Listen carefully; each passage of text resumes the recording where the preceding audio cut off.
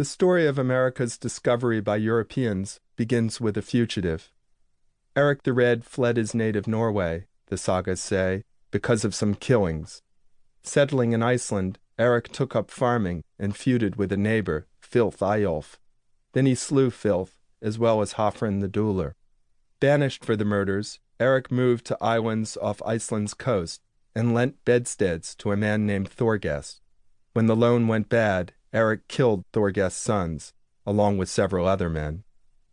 Exiled again, this time by the Thing, or Regional Assembly, Eric headed west, like so many outlaws a millennium later. He sailed from Iceland to pioneer a glacial frontier he called Greenland, as he said people would be attracted to go there if it had a favorable name. Greenland today has no arable soil. 3/4 of its surface is sheet ice. Eric, however, arrived during a long warming trend in the North Atlantic. Greenland, in 985 AD, wasn't a garden spot, but nor was volcanic Iceland or the treeless Faroe Islands, another extremity the Vikings had settled. Eric and his followers raised stock along Greenland's coastal fringe, founding a colony that would grow to several thousand Norse and carry on a lively trade with Europe in luxury goods, such as polar bear and walrus tusk. Eric seems to have mellowed in Greenland, or at least stopped killing. The only strife following his arrival was domestic. Eric's wife converted to Christianity and refused to sleep with her pagan husband, much to his displeasure. By then the couple had several grown sons, including Leif, who was large, strong, and wise, as well as being a man of moderation in all things. Eric the Red also had an illegitimate daughter, Freydis, who took after her hot-headed and homicidal father. Her moment comes later in this saga. There are two versions of what happened next. Both tell of mariners who became lost while sailing the North Atlantic. In Eric the Red's saga, known in abridged form to many Americans, Leif Erikson left Norway for Greenland and chanced upon land where he had not expected any to be found. He gathered wondrous plants and on his way home rescued shipwrecked sailors. Afterwards he became known as Leif the Lucky. But the saga of the Greenlanders tells a fuller and less gallant story. In this version, it was a storm-tossed mariner named Bjarni Herjolfsson who, while sailing for Greenland, first stumbled on a shore unknown to the Norse.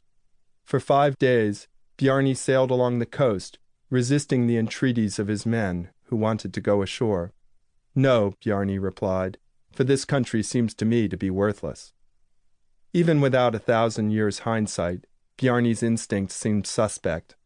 Many people thought him short on curiosity, the saga says of Bjarni's cool reception upon reaching Greenland, since he had nothing to tell of these lands.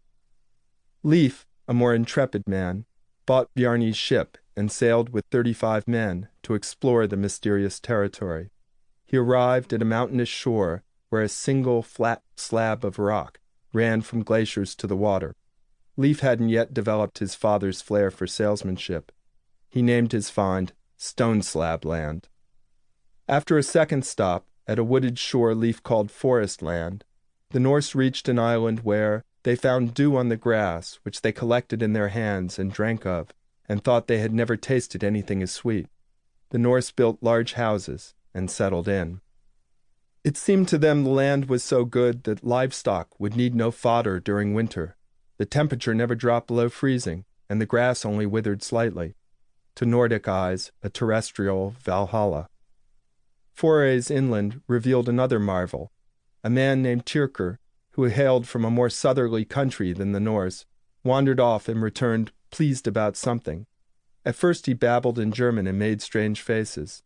Then Tyrker reported in Norse that he'd found grapes. From the description of his mood and manner, it seems he'd somehow become drunk on them. "Are you really sure of this?" Leif asked of the fruit. Norsemen loved wine, but lived too far north to recognize the plant it came from. "I'm absolutely sure," Tyrker replied, "because where I was born, there was no lack of grapevines and grapes." Leif put his men to work collecting the fruit, cutting vines, and felling trees to load his ship. Then he sailed for Greenland. It is said that the boat which was drawn behind the ship was filled with grapes. Leif also carried home an appealing name for his discovery, Vinland, or Land of Wine.